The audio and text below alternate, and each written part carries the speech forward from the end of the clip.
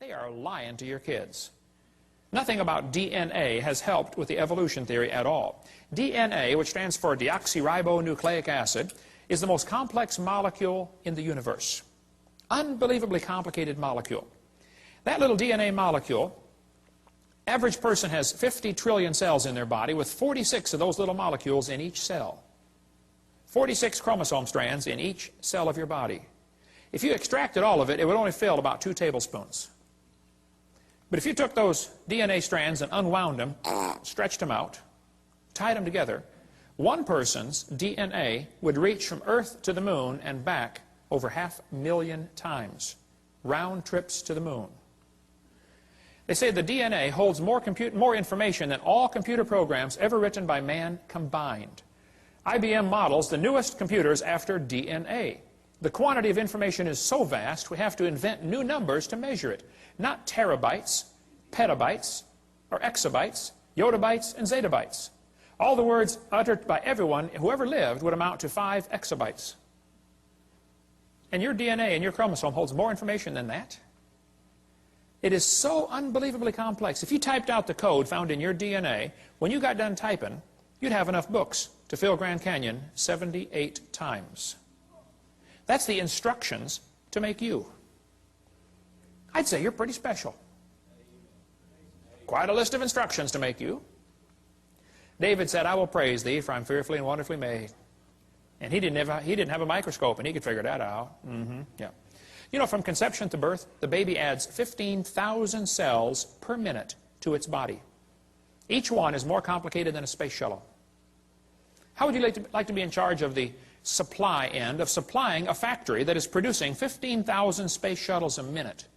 And it's your job to make sure they have all the nuts and bolts and screws and everything they need to put that thing together.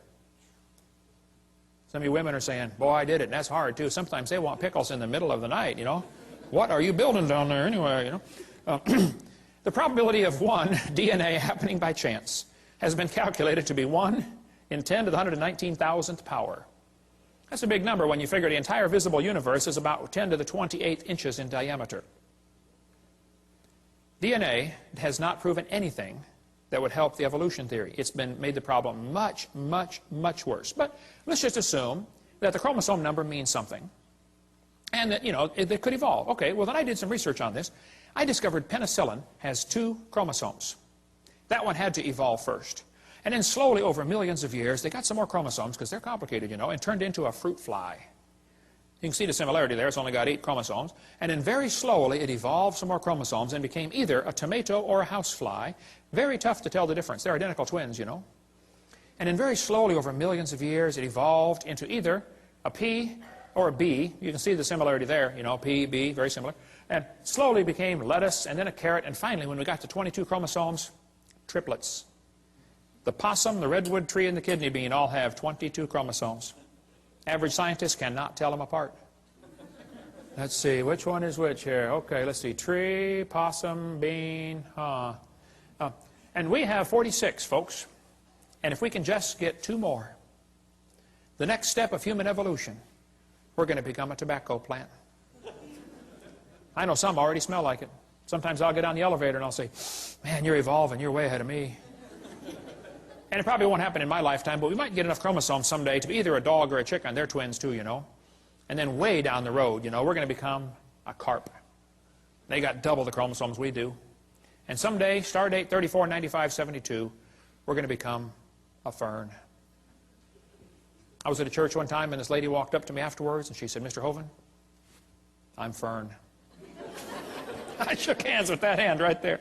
I'll never wash it again.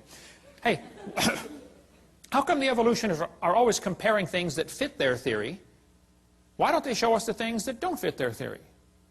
Like, let's just say we're going to examine how things evolved based upon how long they lived.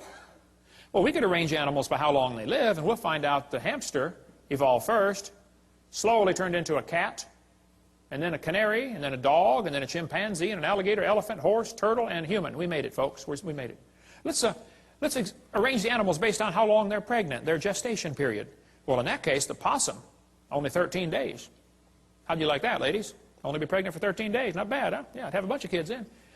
Slowly evolved into a hamster, then a rat, then a rabbit, kangaroo, on down the list, and the elephant. 640 days. They are the winner.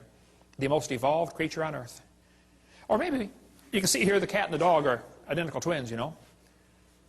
Maybe we should arrange them based on how much they weigh in their adult form. Well, the shrew only weighs 4 grams. Slowly it became a mouse. And very slowly, over billions of years, became a whale. The whale's the most evolved now. Why don't they show us these charts, huh? And why is it that amphibians have 5 times more DNA than mammals, and some amoeba have 1,000 times more DNA? They don't tell us these things, because it doesn't fit their theory. It's impossible to arrange in any sort of evolutionary series based on just one little bit of facts. You better find all the facts. You find out this evolution theory fails miserably. But they tell the kids, we're going to think critically. Boys and girls, there are 20 kinds of amino acids. That's a fact. Explain how this fact supports the idea that all life shares a common ancestor. How's a Christian kid supposed to answer that for homework for Monday? Don't you see a built-in assumption in this question? That's not learning to think critically. Would the kid be allowed, teacher, to explain how this fact that they all have 20, all life forms have 20 amino acids, would the kid be allowed to say, maybe that proves the intelligence of a common designer? Maybe God gave all the animals the same basic 20 amino acids so that we don't have to just eat each other, you know. I mean, if they're all totally different, wildly different kinds, then we could only eat other humans.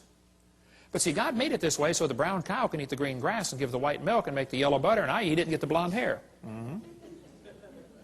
Maybe that's why there's all the same basic building blocks. Yeah. One of the lies they face in the textbooks is this idea that all these similarities prove a common ancestor.